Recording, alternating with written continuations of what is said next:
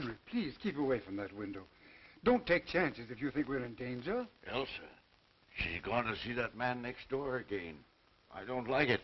Oh, I don't worry about her. It's all right, dear brother. Just don't take unnecessary risks.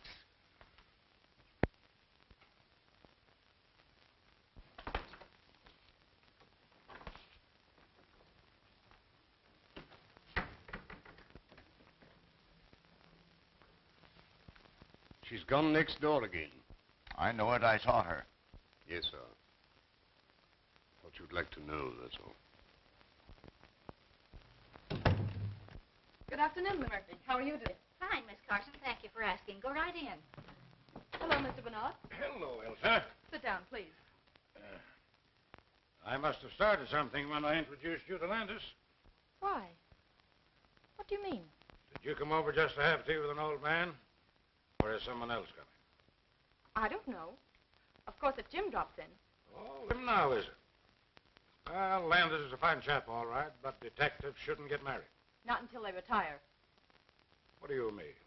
How about that lady who lives next door to us? Mrs. Tallman? Why, your aunt and I are just old friends. So I've noticed.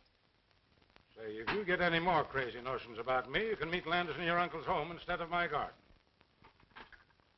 If you knew how I've hated my uncle's house, and now it's even worse. I've wanted to talk to you about this, Mr. Bernard. I don't feel that everything's right with my uncles. Financially? Oh, no, it isn't that. It's just little things I noticed. Well, tell me some of the things, Elsa. Well, none of them seems anything by itself. Oh, I suppose it's natural enough for two elderly men not to venture out of the house after dark. Anyone might hate to sit in a lighted room unless the blinds were drawn, and anyone might be nervous of burglars or fly into a rage at the mere mention of peddlers. Well, how long have they seemed nervous? I noticed it about 2 weeks ago. Have you any idea what makes them so nervous? They're rather mysteries in the neighborhood, you know. I've wondered about Deegan. Who's Deacon? He was the last man we had. He shouted all sorts of threats when Uncle Henry discharged him. I don't think he'd do anything really dangerous, though. I like Deegan. Much better, in fact, than our present man, Foot.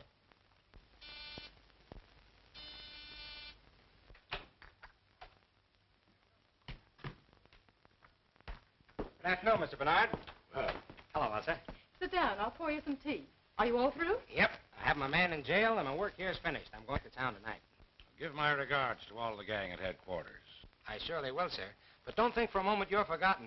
The old-timers all hold you up as a shining example to me. They call me Sherlock Jr. Well, the old ways had certain merits. Don't disregard them entirely. You're not finished already. What's the hurry? I was going to take you for a little drive. It's the last chance I'll have for a while. Oh, don't mind me. I'll go for a stroll. Sit down. We have nothing to say that can't be said before you. Oh, haven't we? Hello, everybody. Having a little tea party? Mr. Landis, this is Mr. Blake. How are you? Oh, yeah. Mr. Blake is my paying guest. Calls himself a chemist. And if making horrible stenches is any criterion, he is. I'll surprise you one of these days and make Dr. Milliken take a back seat. I'll bet he's worried. Mr. Blake in? Oh, excuse me. What is it, chum? Oh, excuse me, please. I want some carbon tetrachloride. Oh, what do you know about carbon tetrachloride? Oh, me want a material. Oh, yeah? Come on out to my laboratory. Oh, thank you very much. Let's go before Blake gets back. Oh, he's not as bad as all that. But remember, this is my last day here. All right, run along then. I'll be seeing you again soon, sir. You don't have to tell me that.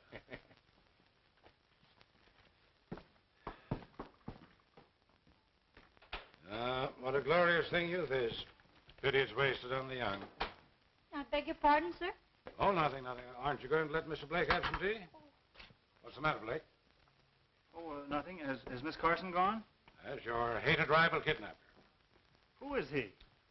Oh, a youngster who got on the detective force through political pull, then upset all predictions by making good. I should think she's better than that. She'll inherit all her uncle's money, won't she? Yes, and the old misers are quite wealthy, too.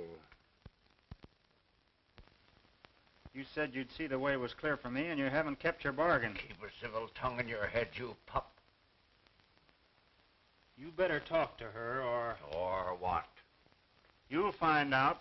Any more of this double-crossing, and I'll wring that scrawny old neck of yours.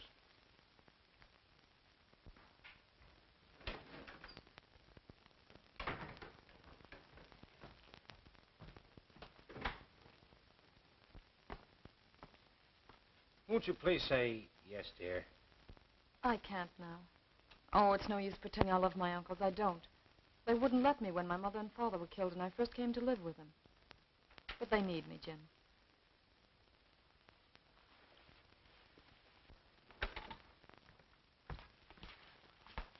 I saw you, you rake. Under my very nose. Now get into the house, you baggage. Hold on, sir. You must be crazy. I'll show you a load of buckshot how crazy I am. Get out of here. Wait, Elsa! I'm going to marry your niece whether you like it or not. Over my dead body. That may be a prophecy. What's that? Excitement is dangerous to a man of your age.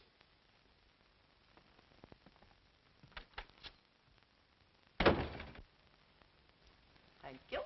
Well, I'm glad to see you home again, Mrs. Tolman. Oh, that's very nice of you to say so. For two reasons. Have you seen Elsa's uncles lately?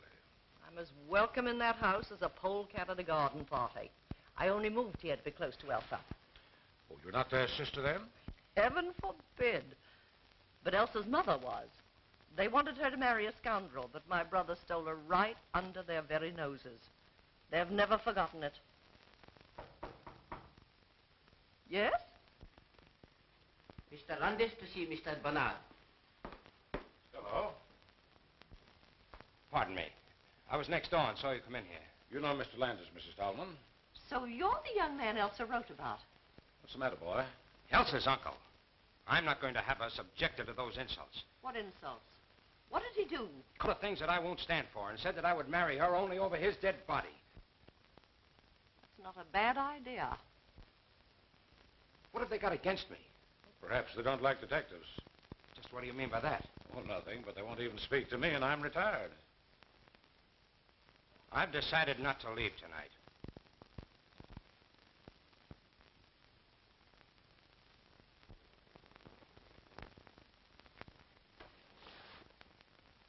Henry, there's a man sneaking about the garden. What'd you tell me about keeping away from the window? What are you trying to do? Make a target of yourself? But whom are you afraid of, Henry? You'll know soon enough if you're not more careful.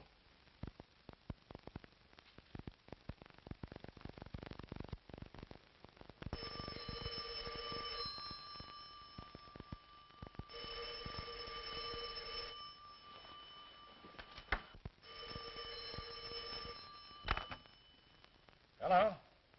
Hello? Who is it? Well, sir. Please come over. Something terrible has happened. I'll be over as soon as I get dressed. Oh, please, Mr. Bernard, tell me what to do. There, now, dear, keep cool. Now tell me, what's happened? Uncle Henry. In there.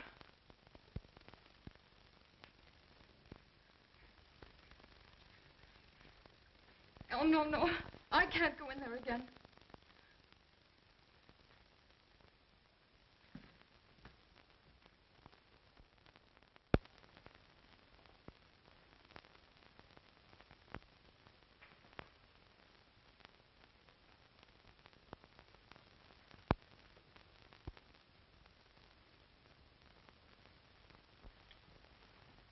Hello, Doctor. Henry Carson is in there in the library, stabbed in the back. Great Scott. Murdered?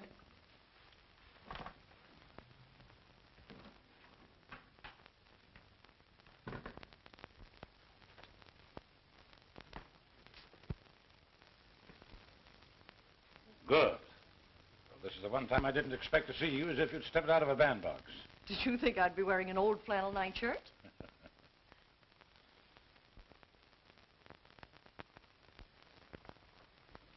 There, there. It was a dreadful shock, wasn't it?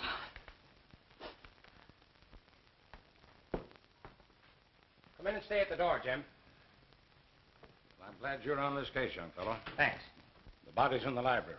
There's Foote who first found it. Tell Mr. Landis all you know, will you, Foote? Unless you'd rather look in the library first. Anything you suggest. I suppose you'll take charge. Oh, no. I'm on the shelf, but I'll help you if you want me to. Thanks. What do you know about it? I woke about 2 o'clock, sir. It was very warm, so I got up and opened the window. I saw the light from the library shining on the lawn, so I came downstairs. I thought Mr. Henry was asleep. I shook him very gently. He wasn't asleep. I called Miss Elsa. Elsa, were you awake when the butler rapped on your door? Yes. I mean, no. I don't think so. Did you hear anything unusual before he rapped? No, I didn't. I see. And now may I be permitted to suggest that Mrs. Tallman take Miss Carson up to her room? Well, you don't have to. I was going to do it anyway. On your way, young lady. Oh, Uncle Charles, don't come down, please. Why not? What's the matter? We hope to break it to you gently, Charles, but you'll have to know it sooner or later. What is it? Why don't you tell me? It's Uncle Henry. He's dead. Dead? Henry. I knew it. My poor brother. I'll go next.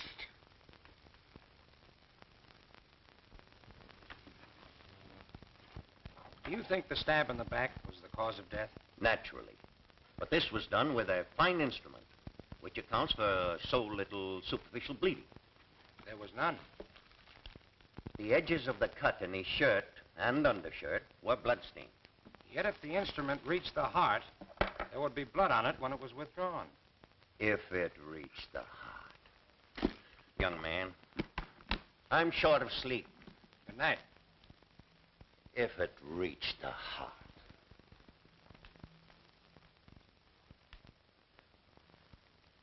Seems annoyed, doesn't he? Well, naturally. First you doubt the wound as the cause of death. Then you talk about it having reached the heart. That's right. So I think I'll be saying good night, too. Now, listen. I don't want to bother you if you're not interested, but I'd be mighty grateful for your advice and assistance. Will you help? Well, if you put it that way, I'll do what I can. Okay. Would you prefer to work independently, or shall we compare notes as we go along? Well, we'll make notes as we go along and then draw our own conclusions. Swell. Now, if you don't mind, I'll start with this room. All right, young fella, go ahead. I'll follow you.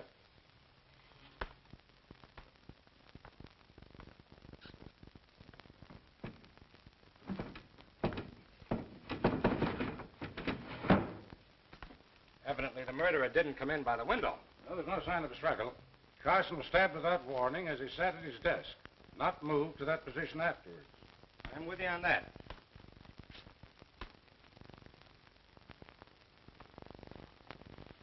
Hey, look here a minute. How do you suppose that blood got there?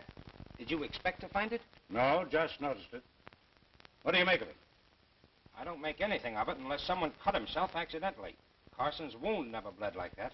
Look, there's a little mark here, too, in line with these spots, where a sharp point scratched the shellac. That's interesting. Someone dropped a sharp instrument here that had blood on it, and the blood dripped a little. Mm-hmm. Well, for the present, that explanation ought to serve. But where's the weapon? I haven't seen a sign of any possible weapon, blood-stained or not. What's that on the little table by the sofa?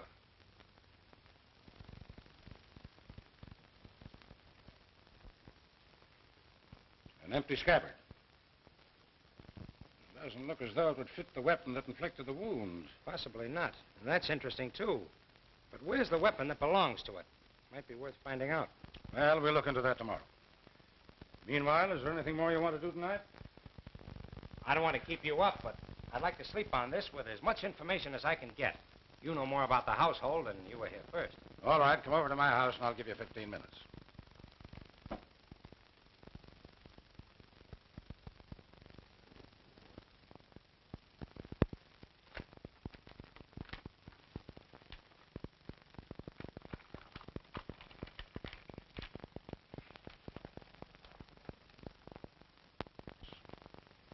Only got to know Elsa through her aunt, Mrs. Tallman. Well, that about covers everyone. Well, except Peter Blake, my lodger. What has he to do with it? Oh, probably nothing. But he's had his eye on Elsa for some time, and he knows she'll inherit her uncle's fortune.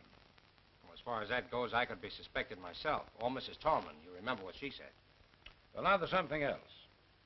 Elsa was very agitated, of course, but wouldn't let me send for the police, which struck me as, well, unusual. She naturally wants to have the murderer punished.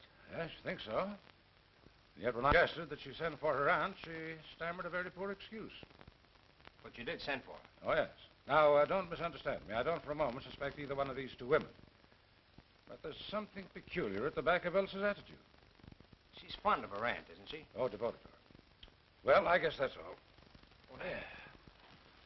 Let me show you what I found.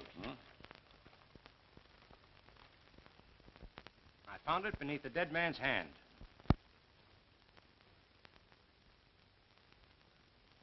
Interesting.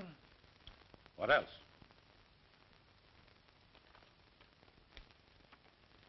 A dead mouse. That's interesting, too. It's prima facie evidence against the housemaid, but it's not just the kind of evidence we're looking for, is it? Maybe not. Who knows? Good morning, dear. I wanted a moment with you alone before Bernard arrives. Let's go to the sitting room. I'm afraid I had no washout this morning. I hardly slept all night. I know the shock must have been terrible.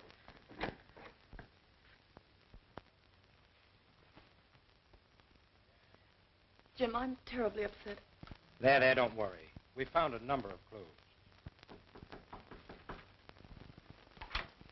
Mr. Bernard. Just wait outside. Well, good morning, dear. Morning. Any inspirations in the night? No, but I've arranged for the autopsy and had a look over the grounds. I was just going to ask about this man, Deegan. Do you think he had anything to do with last night's tragedy? I don't think so. I don't know. Of course not. Elsa, were your uncles still engaged in business? I believe Uncle Henry wasn't away. They seldom went out, but Uncle Henry wrote a good many letters. It was he who handled the details, then. I suppose so. But you know nothing of the nature of their business. They never talked much of it. Some real estate investments, I think. You never overheard them mention an enemy? No, I never have. Would it be possible for us to see your Uncle Charles for a moment? Oh, no, you mustn't. Please, don't disturb him now.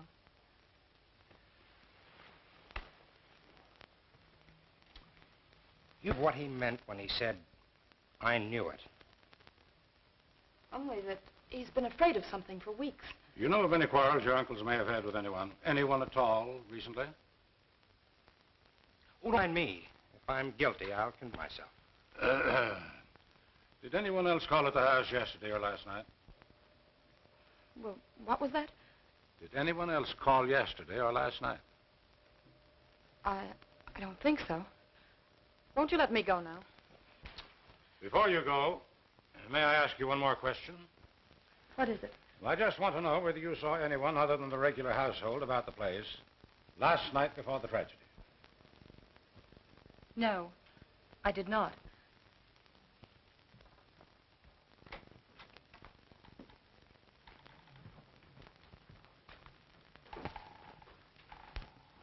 Come in, Put.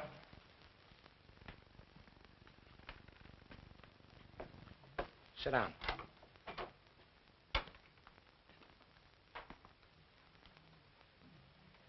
I have a few questions to ask you. This is unlocked, Foot. Did you lock it last night? No, sir. Miss Elsa is in the habit of doing that before she retires. But you locked up the rest of the house. Yes, sir. When I retired, the cook was reading in the kitchen. Mr. Henry was in the library, and Miss Elsa was in her room, I believe. Is there anyone else in the household? The housemaid, Helen Smith. Thanks, that's all. Send the cook in to us. Oh, wait. Did you see or hear anyone last night? Not exactly. What do you mean by that? Nothing, sir. Okay, send the cook in. A little experiment in psychology. Foot knows that we know he's holding something back. You'll have a good alibi.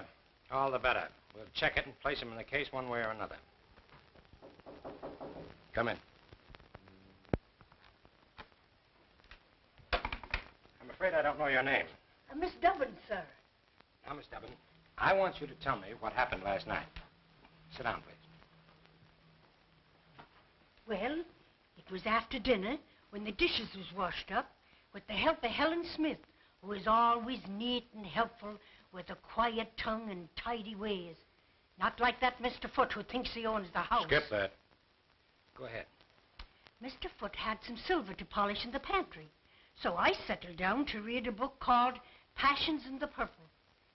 And, sir, while I don't go much for princes or princesses in a rule, I must say those two was as deserving a pair of young lovers as you could ever hope to find. Exactly. And after you read about them for a while, you went to bed. Yes, sir. But it was quite late. And then I had such a fright. What frightened you? It was nearly midnight when suddenly I looked up from the book page as if some power outside myself had drawn my eyes to the window. And there was a man's face, right up against the glass. I nearly fell off at the chair, because in the book the prince has been captured. Did you recognize the face? No, sir. I was much too scared. Did you warn Mr. Henry? Me warn Mr. Henry? With his terrible temper? No, sir. But I told Mr. Foote this morning. Quite right. We won't detain you any longer. You may go.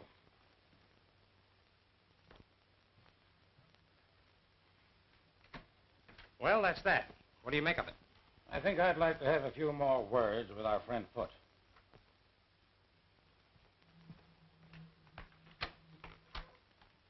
Foote!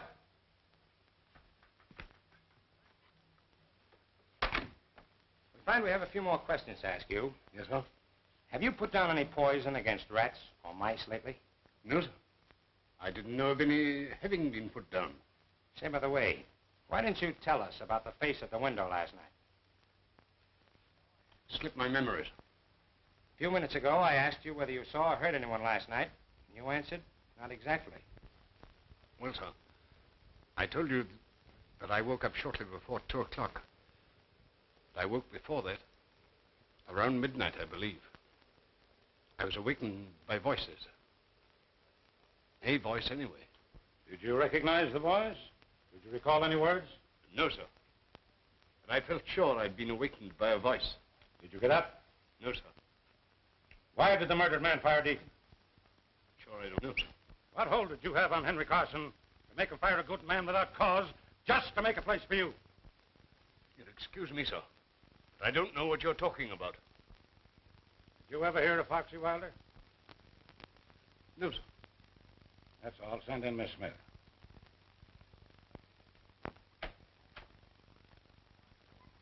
What was all that about? The shot in the dark that hit him. Did you see Foote take it? I certainly did. Who the man? Forger that I haven't seen for 15 years or so.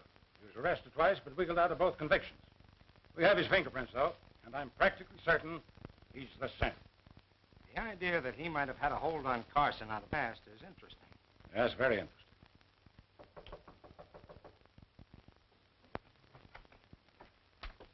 Take a seat, Miss Smith.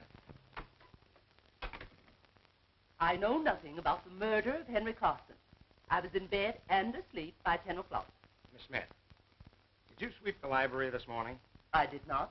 It was swept the day before. Did you dust the little table by the couch? Of course I did. Did you see the dagger there in its scabbard? Of course. To whom does the dagger belong?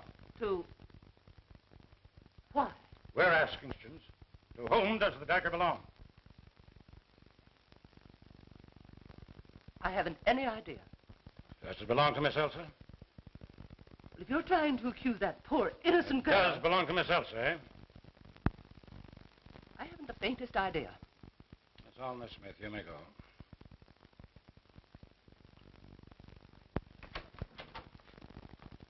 Well, you found out what you wanted to know. Now, look here. You don't imagine that Elsa... I imagine nothing. There's a lot of things I want to know.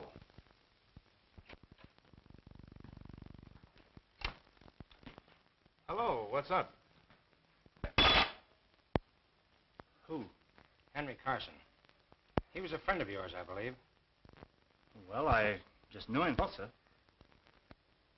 What are you, doing here, Mr. Blake?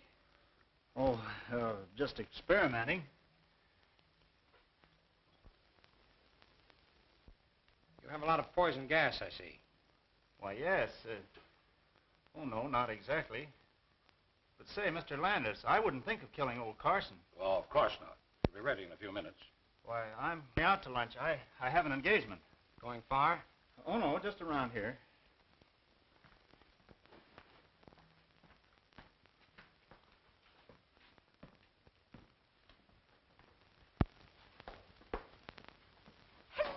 Well, you've just missed lunch. What's the bag for? Uncle Charles insisted I come to stay with you.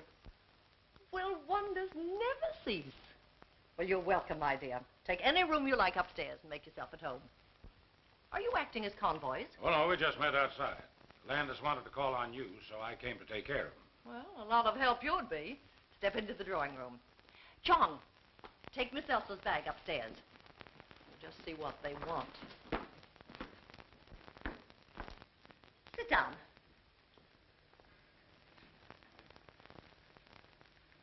You want to talk to me? Did I or did I not kill Henry Carson? That'll do for a start. Well, what do you think? You're a detective? You'd be surprised at the number of charming-looking women that permit themselves the luxury of murder. You know, I'm beginning to like you. But you haven't answered my question. I'm not going to, young man. Find out for yourself. I'll admit I once shot a man, but it was a very poor shot and I was terribly ashamed of it. Carson's death was no great grief to you, was it? No. I'm a good hater, as anyone who is unkind to Elsa will find out. Have you been in touch with the Carson house lately? Let's see. We talked it over last night. But we couldn't imagine who might have done it. I mean, were you in touch with the Carson house, Mrs. Tallman? Why, I haven't seen Aunt Marion for days. But you talked to her. After we found Uncle Henry, Aunt Marion came over, you know. Don't be silly, child. You telephoned me last night about 10 o'clock and asked me to come over. Why didn't you tell us that, Elsa? What has telephoning my aunt to do with the murder? It might have a lot to do with it. Did you go? No. I knew that a row with her uncle would just make matters worse for her. Was it because of the incident between your Uncle Henry and me? Yes, he was much worse after you left. Now, you mustn't let our visit upset either of you. Oh, certainly not. But on the other hand, Mrs. Tallman, I must ask you not to attempt to leave town. I have no intentions of leaving town. You'll find it very hard to arrest me while Chong is still with me. Good afternoon, gentlemen.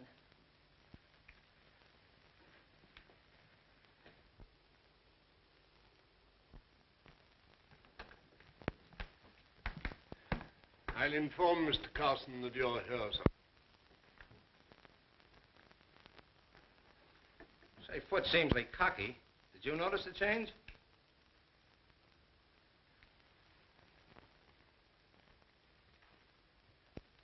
What's the matter?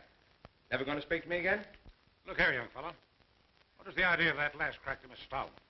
Too bad if it turns out to be her. You go chase yourself. Well, gentlemen, here I am. Be seated, gentlemen, please.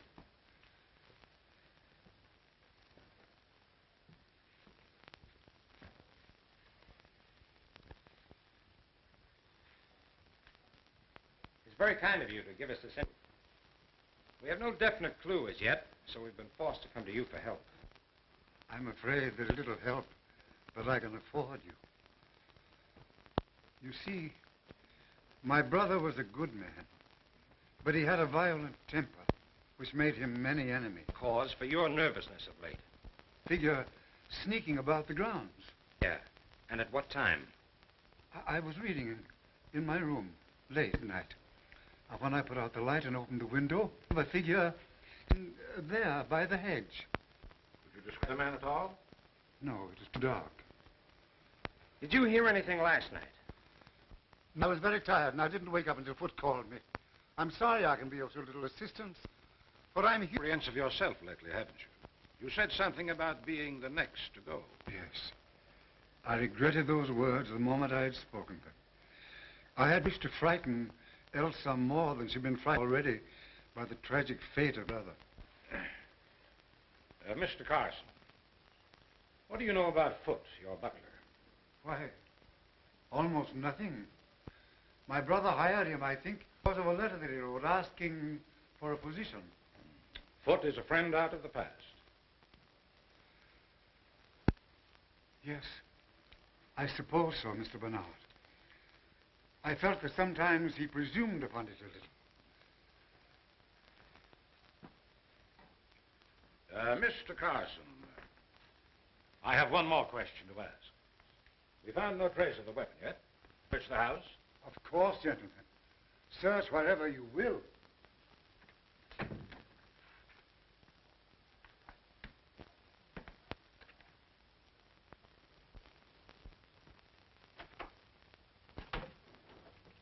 No use looking in there. If it were hidden among her clothes, she'd have found it herself.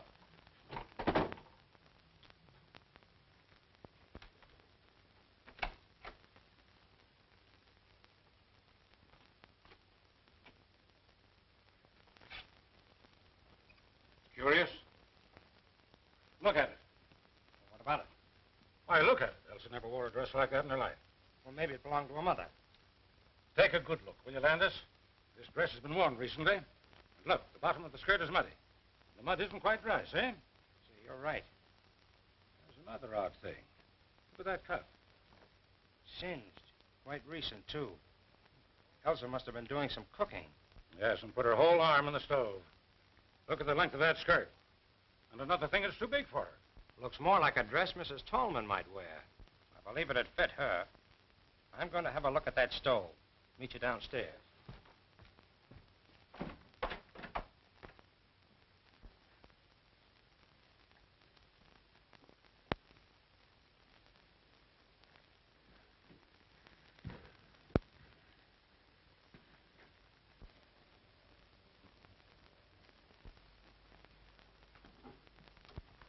Excuse me, sir.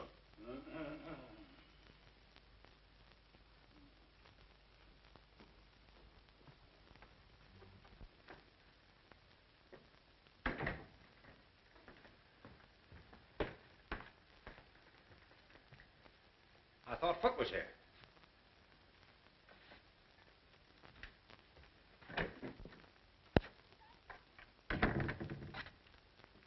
Foot.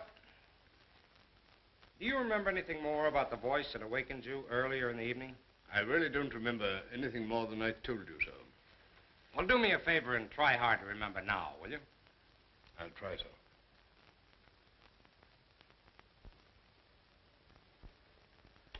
It's no good, sir. I really can't remember, and I don't want to lie about it.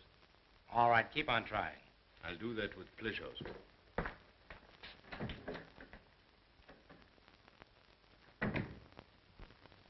No, I can't say that I noticed anything peculiar about the library chandelier. Well, I did. When we were waiting in there for Charles Carson, I happened to look up at it. One of the gas jets was fully open and parallel with the pipe. But great Scott, man, we would have smelled it. Oh, no, we wouldn't. The cook tells me that Henry Carson had had a scrap with the gas company and it was shut off all over the house.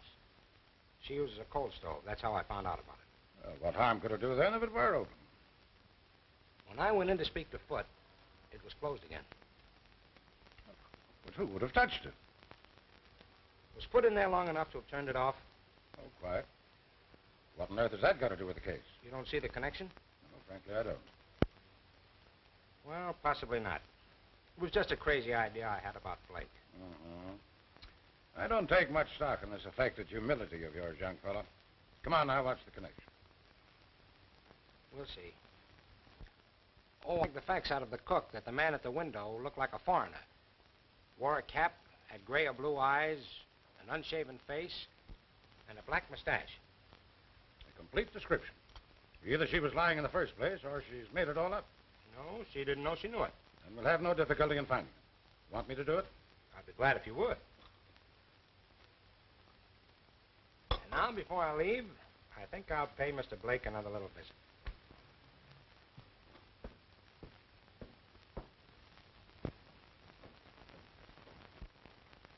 Look here, what do you want to know all this for? You prefer not to answer? No, I don't mind. I was only joking. The fact is, I'm working on a new infallible gas disinfectant in rooms where people have had contagious diseases. You have a number of gas containers here. What are they? Why, there's natural gas, there's And in those carboys? ether, ammonia, and chloroform. Is this the company that supplies you, Bar Chemical Company? Yes?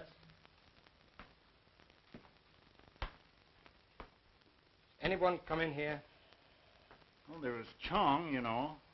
But wait, that fellow Foot from over at Carson's was in here one day. What did he want? Well, I'd promised Elsa a good cleaning fluid for her gloves, and she sent Foot over for it. That was 3 days ago. What time did you go to bed last night? Oh, about 20 minutes after 11, I think. You didn't go out? No, of course not. You're lying, you know. What makes you think so?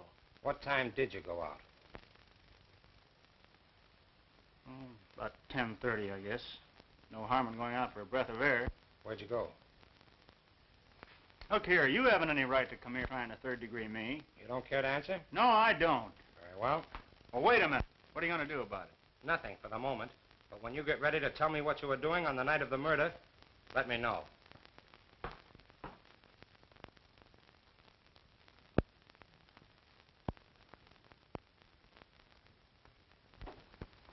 Good morning, good morning. You're an early bird. Or haven't you been to bed? You realize this is the third day now and we're just about where we started? Oh, I wouldn't say that.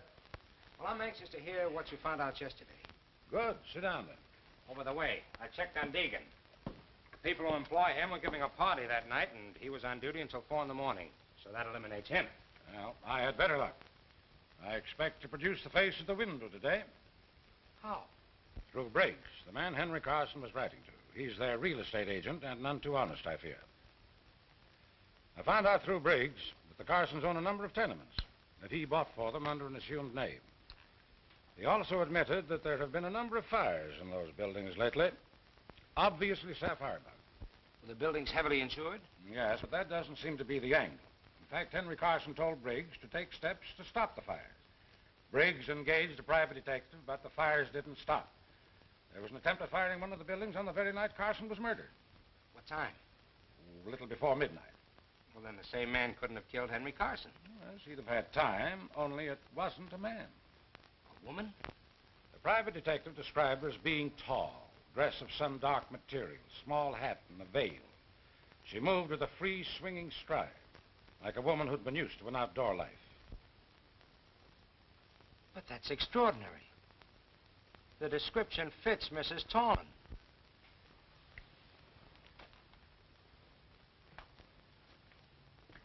I knew you'd say that.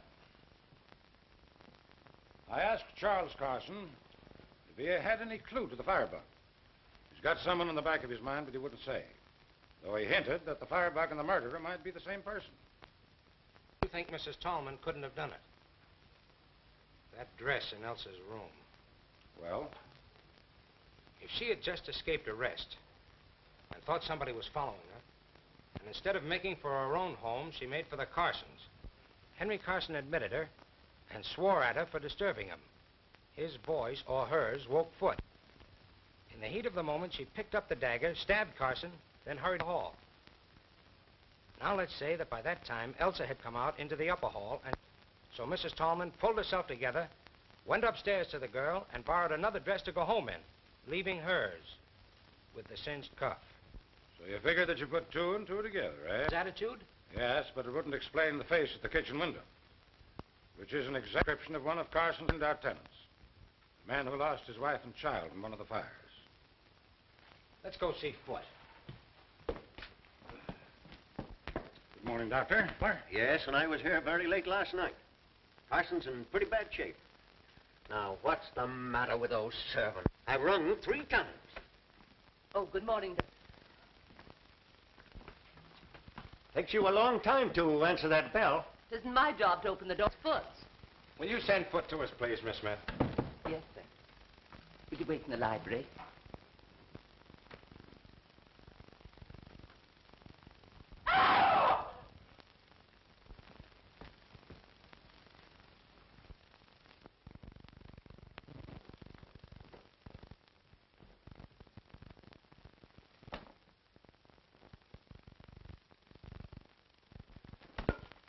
What's the matter? What happened? Foot! Foot! Oh, Mr. Landis, what's the matter? Foot isn't here, sir. What? The fact is, Mr. Carson, Foot has been injured. What? How could he be? He had too busy leaving the house at this hour of the day. Dead. Dead? Foot? Oh, nonsense. Now, don't get excited, Mr. Carson. Foot was killed last night. Murdered? Was he killed here? Mr. Landis, was he killed here? That's right. What does it mean?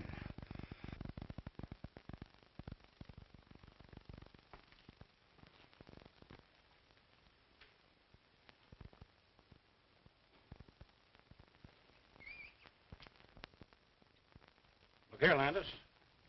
What do you make of this? Looks as if some very muddy article was dragged across the sill. You see that out there? Yes. Flower bed is covered with footprints that have been carefully trodden out.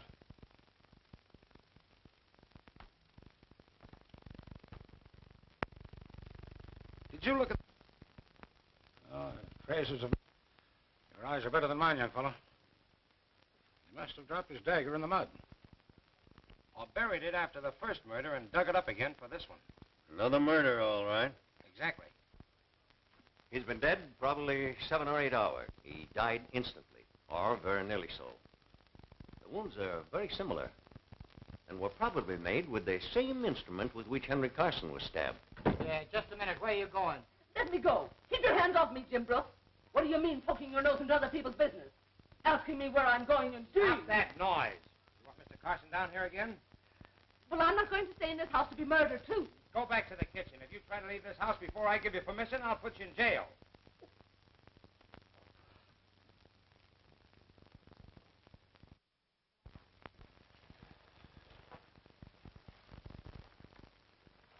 Helen Smith is gone, and there's only the cook, so I had to come back. Yes, dear, we let her go home. I've questioned both those, and I can't throw any light on the case. Now, I want you to trust me, Elsa. I do trust you, Mr. Bernard. Then I want you to tell me how you knew that your aunt came here at a late hour the night your uncle died. I can't. You'll tell Jim, and he already suspects Aunt Marion. She told me so. Now, my dear, you've asked me to help you, but you won't help me. I want to prove a record is clear, but I can't do it unless I know everything. I suppose I ought to trust you. I know you wouldn't say that just to find out. No, I wouldn't. All right. I got up to get a drink of water, and I heard the library door close and looked downstairs. What time is it? A little after 1 in the morning. What did you see? Seemed so treacherous. I saw my aunt. Was there a light down? Just a dim nightlight. But I called out, Aunt Marion. Yes, what did you say? She didn't say anything. She put her fingers to her lips. Then she waved me a kiss and hurried out the front door. What sort of clothes was she wearing?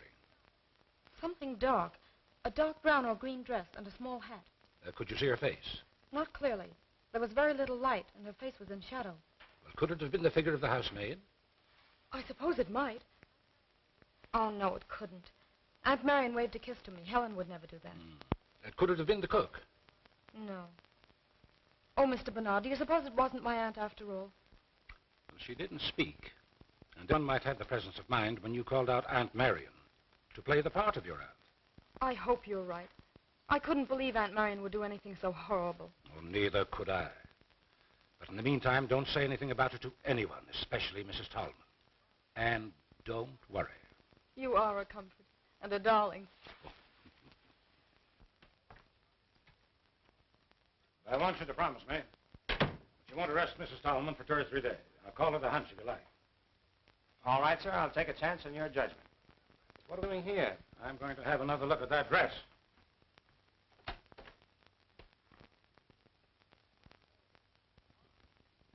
Gone. Gone. I'll have a chat with Elsa about it.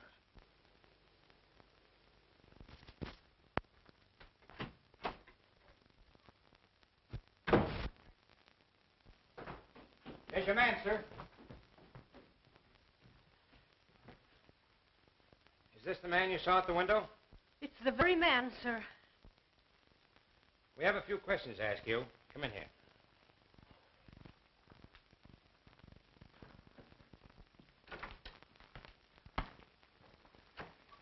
Sit down.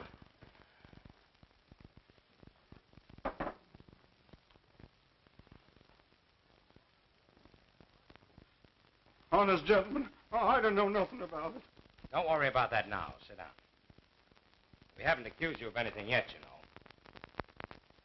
Now, you tell us your story in your own way. Well, it was like this. A month ago, I was a contented man with a wife and a baby. He was as pretty a kid as... Well, I'd been working one night, and I was getting home late. I saw a lot of people running towards my street, so So I ran too.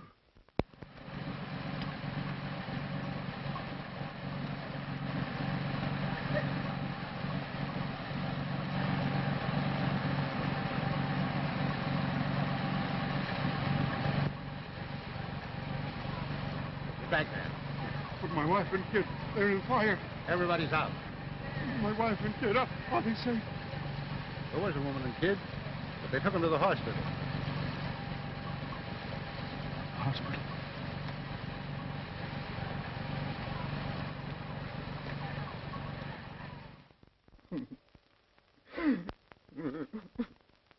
Excuse me, gentlemen. I ain't been the same since that night.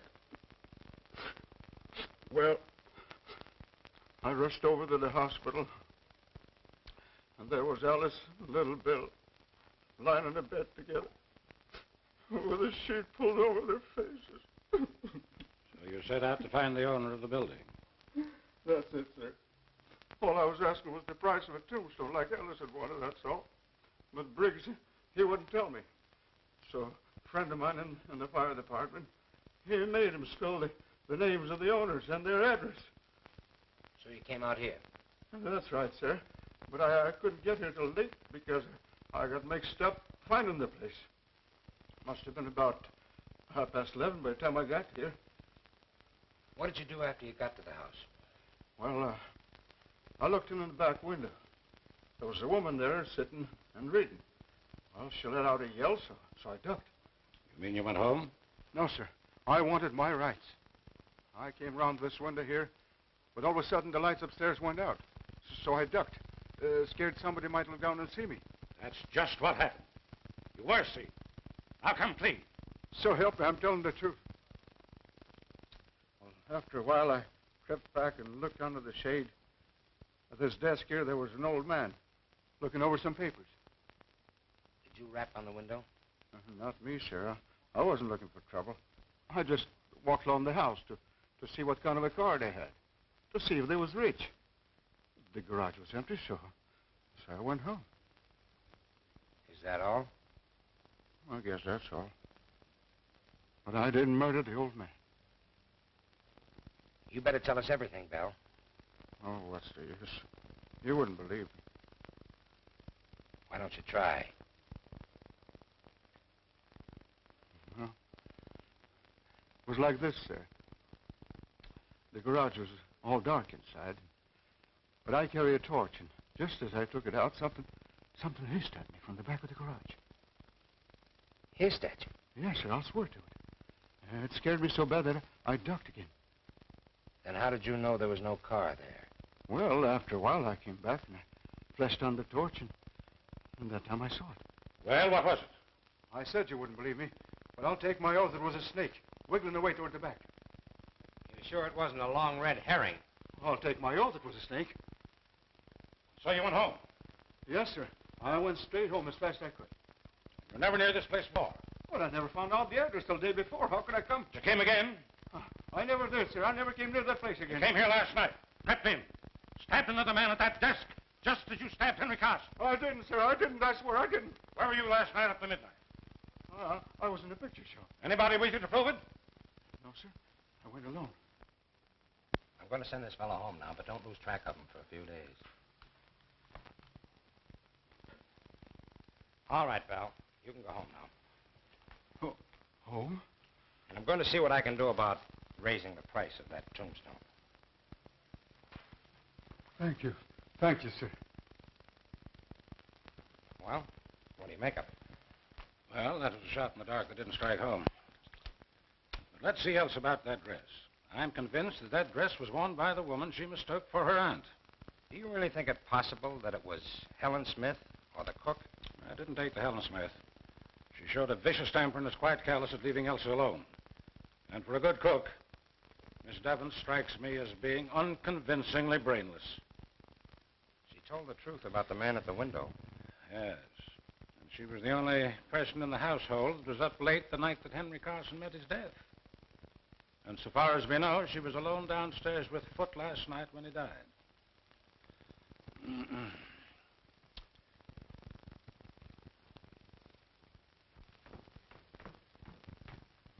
where are you going with this? To the kitchen, sir. And the incinerator, I suppose. No, sir. Miss Elsie thought I might be able to wear it. Elsa!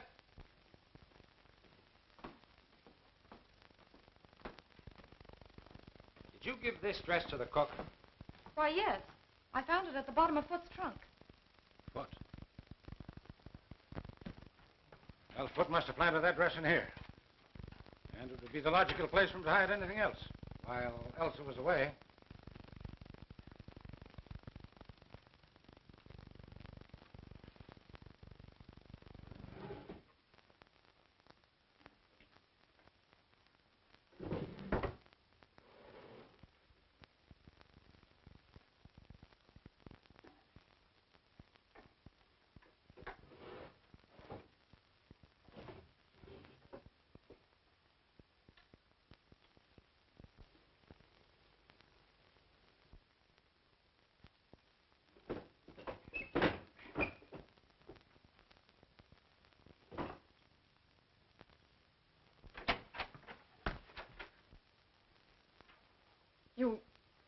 You found it. Yes, Elsa, where you hid it. Oh, I know I shouldn't have done it. But it lay there. Where? It lay on the floor of the library. Foot hadn't seen it, so I sent him for water. Then I ran upstairs and threw it in my wardrobe. That's why you called Mr. Bernard from upstairs, but why did you hide the dagger, Elsa? Oh, don't you understand? I thought I had seen Aunt Marion leaving the library. When I saw that dagger covered with blood... Then you washed it and later hid it in the drawer. You did a very foolish and dangerous thing. Oh, it wasn't as bad as all that, dear. There are other clues, you know. I'm sorry. But I'm not frightened anymore. The gentleman from the chemical company wants to see you, Mr. Landis. Oh, thank you. Will you come too? Excuse us, dear.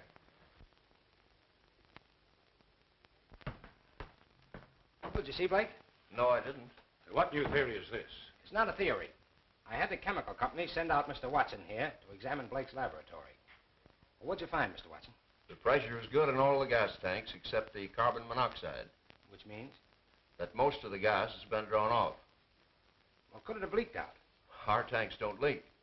Somebody might have left the tap open a little, but if he did, he'd be lying around there somewhere. Well, that's all I wanted to know. Thank you. I'm glad to help you if I can.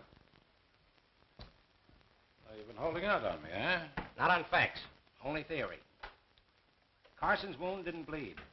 That's why I made such a point of whether it reached the heart or not. My idea was that when Henry Carson was stabbed, he was already dead. The autopsy showed a scarcity of oxygen in the lungs. In that case, the wound wouldn't bleed at all. It didn't. But let's take the evidence in order. First, there's the mouse. The little beggars never die out in the open unless they've been poisoned. But nobody had put down any poison. Well, where's the connection? Suppose that Henry Carson had been sitting quietly at his desk, and Mr. Mouse ventured into the middle of the room. Then let's suppose that death suddenly gathered both man and mouse at the same instant. Carbon monoxide. Suppose we see if your lodger is in.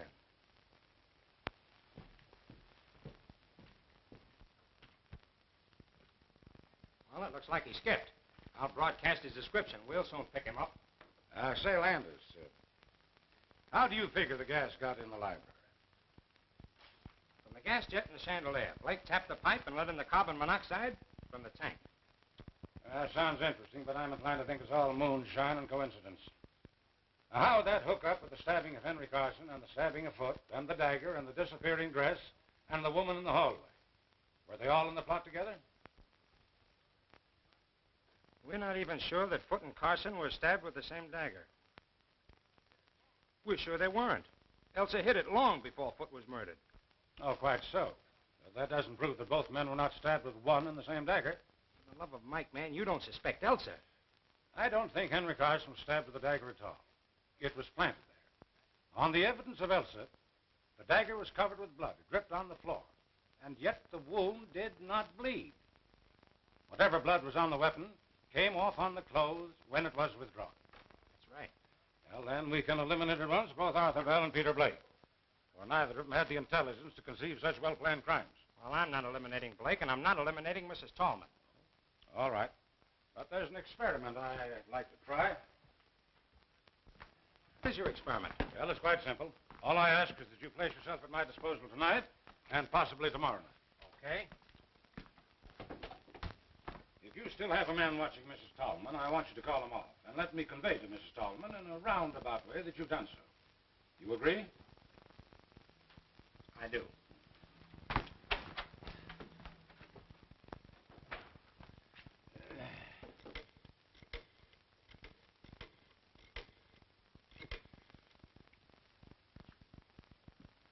Hello, Elsa.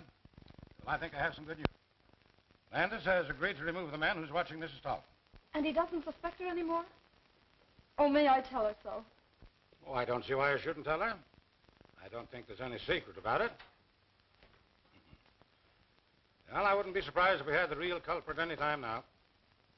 Oh, it's a pleasure. Goodbye. All right, I've called off my man. What next? I want you to go back to your hotel and stay there quite openly. And about 11 tonight, slip out and creep up to my back door without letting anyone see you. Anyone at all. Can you do it? I think so. All right, then. Off with you.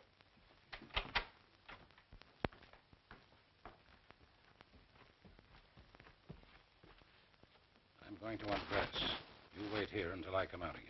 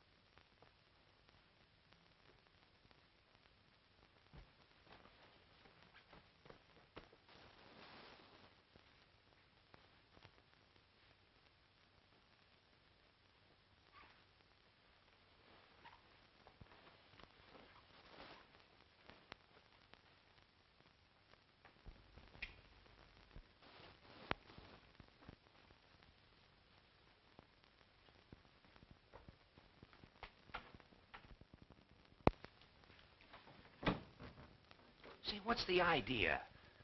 That's the experiment. Don't talk, not a sound.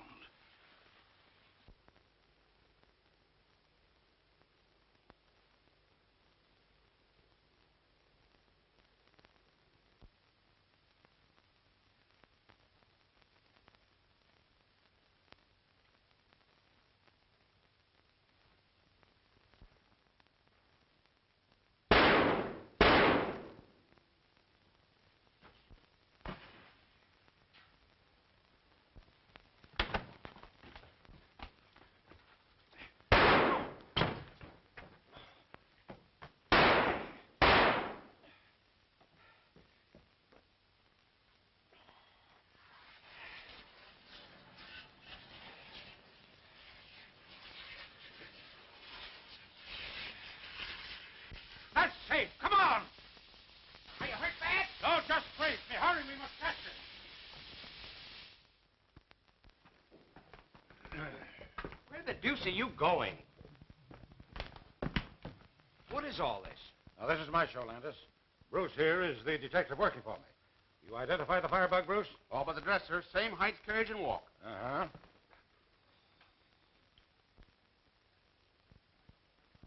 Mr. Landis, I know that I've done wrong. Would you tell me, please, if I'm to be incarcerated tonight or permitted to sleep here? What do you think we're going to charge you with? Well, dressing as a woman, I know it's illegal, but I wanted to find the murderer of my brother.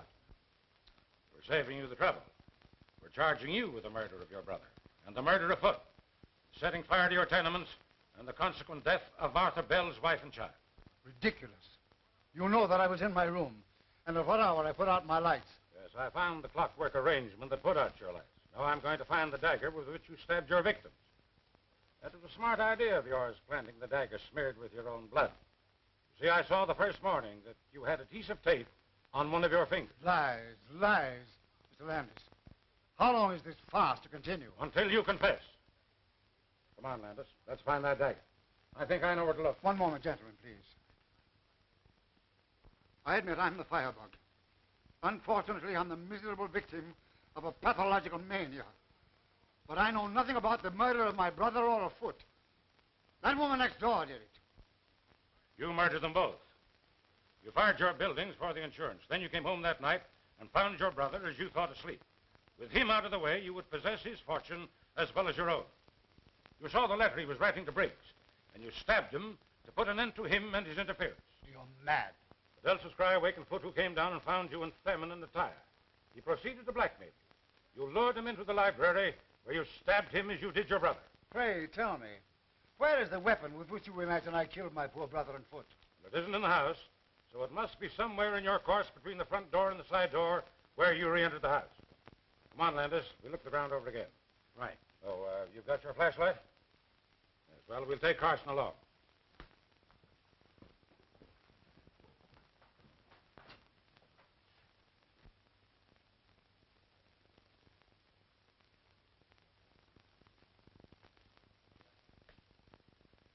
Look there, Landis. Doesn't it seem strange that such a tall plant should be tied to such a short stake? That stake? That wouldn't help it any. Bruce, pull it up and let's have a look at it.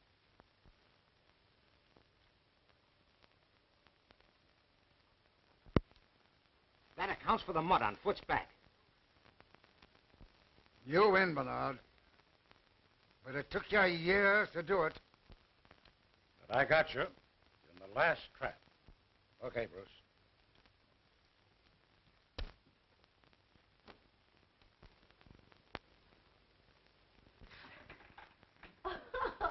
Cleared at last, and you're foiled again, Jack Dalton. I'm sorry, Mr. Dollar. Oh, forget it. I suppose you want to talk to the mastermind. Yes, but I wondered... Oh, I know what you're wondering. I'll just see if she's presentable. She's had quite a shock, you know. Yes, she must have had. You'll find Sherlock in there. Thank you. Good morning. Oh, good morning. Oh, don't get up. See, now that it's all over, do you mind telling me how you happen to suspect Carson? Not at all. You took it for granted that Carson wouldn't murder his own brother, and you never looked his way. I didn't and did. That's all. Well, that's not all by a long shot. But I believe congratulations are in order. Oh. But don't forget, you must congratulate me, too. For what? Because I've got the man who really killed Carson. Blake? Yes, again. Say, what is this, a game? Where is the real murderer? I have him by the hand. Are you trying to kid me? I'm not kidding. You killed Henry Carson. I never could figure why Foot should turn back that gas jet in the library. It didn't make sense. But you were there, too. It was easy for you to enter the library while I was talking to the cook. Go ahead. Carson's last words when he was caught implied that you had known each other before, but you were certainly not old friends. So you must have been enemies. You on the side of the law, he against it. So far, you're right. But not once could I get evidence to justify an arrest.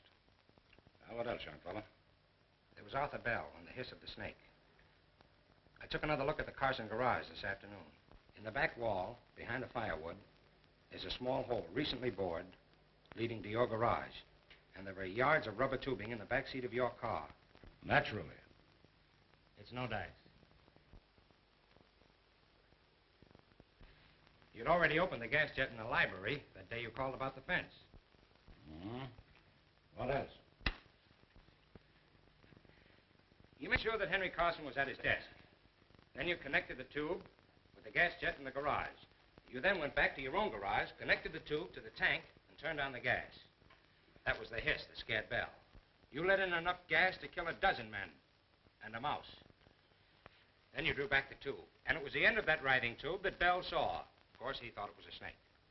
And the confessed stabbing of Henry by Charles. Henry Carson was as dead as that mouse when his brother stabbed him. An interesting bit of reasoning. How long have you believed it? I suspected it days ago. You were so down on my theory of gas and so unwilling to involve Blake. Landers, you've done some fine reasoning. I never thought you'd figure it out. But you don't know the harm those two men have done. I came here to live with no idea but to trap them.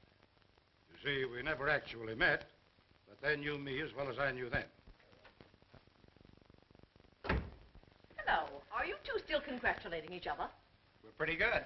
Well, there's someone outside who thinks so, too. Oh, you'll pardon me if I carry this investigation a little further. Won't you sit down, Mrs. Tolman?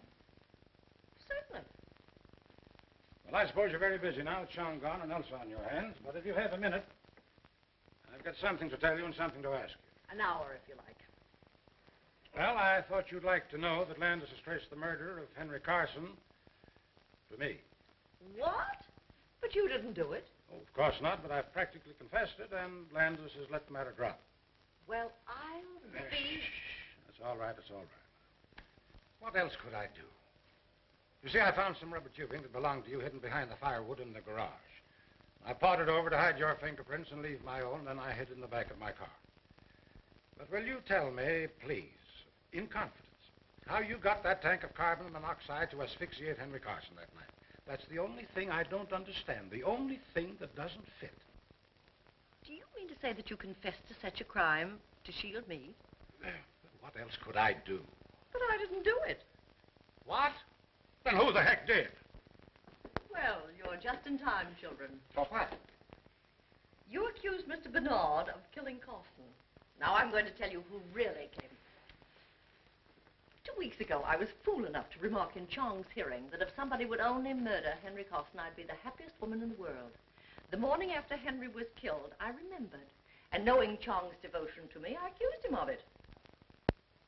He blandly admitted that he pried open a window, sneaked into your house, stole the gas from Blake's laboratory, and asphyxiated the old scoundrel. Well, I'll be... Shh. But he'll have to be arrested. Why, certainly. Where is he? On his way to China. Nevertheless, we'll get him. You were wondering where we'd spend our honeymoon. Well, it looks like China to me. You're a man, Forbin. Oh, fool. Well, have it your own way. But I'll tell you what I'll do. I'll marry you. Who asked you? Hold your tongue. I'm not asking you, I'm telling you.